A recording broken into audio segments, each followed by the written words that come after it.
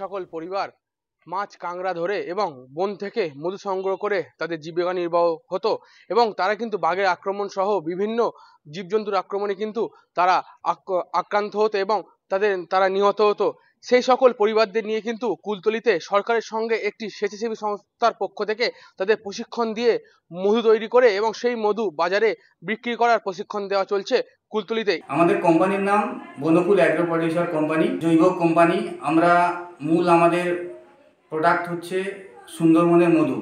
আমরা আমাদের অ্যাপিয়ারির মাধ্যমে সুন্দরবনের যে সকল সংরক্ষিত এলাকা আছে, যেমন করে বনি ক্যাম্প, কলস ক্যাম্প, চুলকাটি ক্যাম্প, এই সকল ক্যাম্পে আমাদের অ্যাপিয়ারির মাধ্যমে ওখান থেকে আমরা সুন্দরবনের মধু সংগ্রহ করি এবং সেই মধুগুলো আমাদের এই কোম্পানির বিভিন্ন সংরক্ষণাগারে আমরা সুন্দরভাবে সংরক্ষণ করে রাখি, যাতে সারা বছর এই মধুগুলোকে আমরা মার্কেটে পাঠাতে পারি।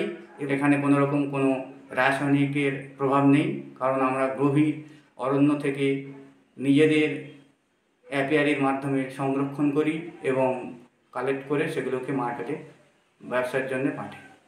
কুলতলিতে ইতিমধ্যে কিন্তু সেখানে গুড়গুড়িয়া ভুবনেশ্বরী যে গ্রাম পঞ্চায়েত, সেই গ্রাম পঞ্চায়েত এলাকায় কিন্তু এই যে মধু তৈরি ফ্যাক্টরি সহ আরো মধু কিভাবে তৈরি করা যায় এবং মৌমাছি কি করে সংরক্ষণ করা যায় সেই ব্যাপারে কিন্তু তাদেরকে প্রশিক্ষণ দেওয়া চলছে। কতটা স্বনির্ভর হব আমি এটা পেয়েছি, দেখি কি করা যায়। এখন করছি, তো আমি সবে ট্রেনিং দিয়েছি, এখনো জানি না, কিন্তু আমি জানি যে ভালো হবে।